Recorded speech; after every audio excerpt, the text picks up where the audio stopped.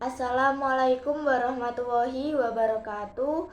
Perkenalkan, nama saya Tri Ananda Rizkiana Putri, absen 22 dari kelas 10 MPLB 4. Di sini saya akan menjelaskan job profile tentang sekretaris.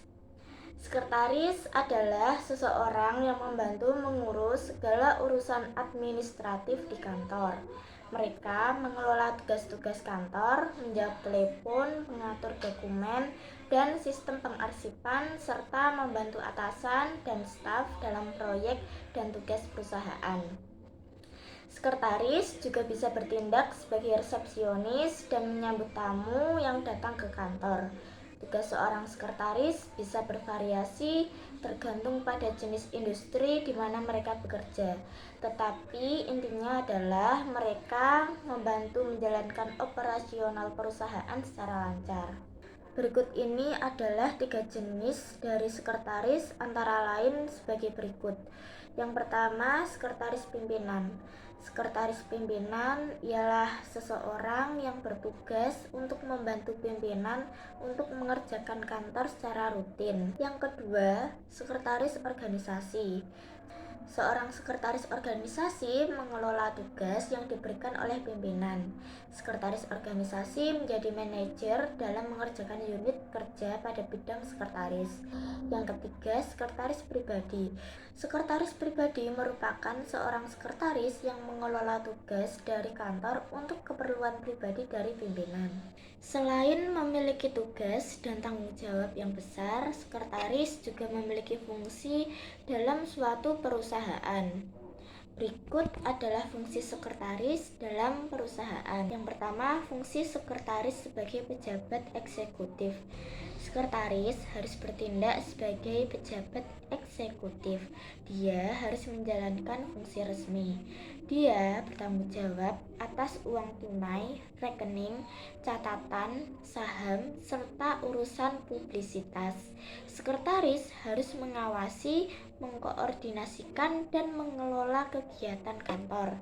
Yang kedua, fungsi sekretaris sebagai petugas penghubung. Sekretaris harus bertindak sebagai petugas penghubung. Dia adalah penghubung antara manajemen puncak dan staf.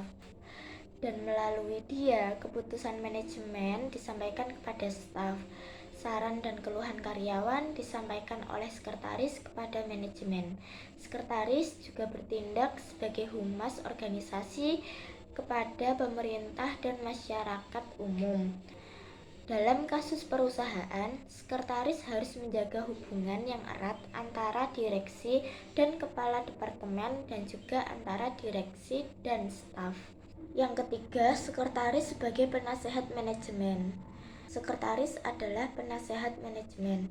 Dalam kebanyakan kasus, otoritas sangat tergantung pada nasihat sekretaris. Pendapatnya sangat berharga bagi manajemen. Sifat yang tepat dan tingkat saran yang diberikan oleh sekretaris akan bervariasi sesuai dengan sifat dan ukuran organisasi. Dan penjelasan terakhir adalah keunggulan bekerja sebagai sekretaris. Yang pertama, memiliki pengalaman luas. Seorang sekretaris akan bekerja dengan banyak orang dari berbagai latar belakang departemen. Hal ini membuatnya memiliki pengalaman luas dan mengembangkan jaringan yang luas.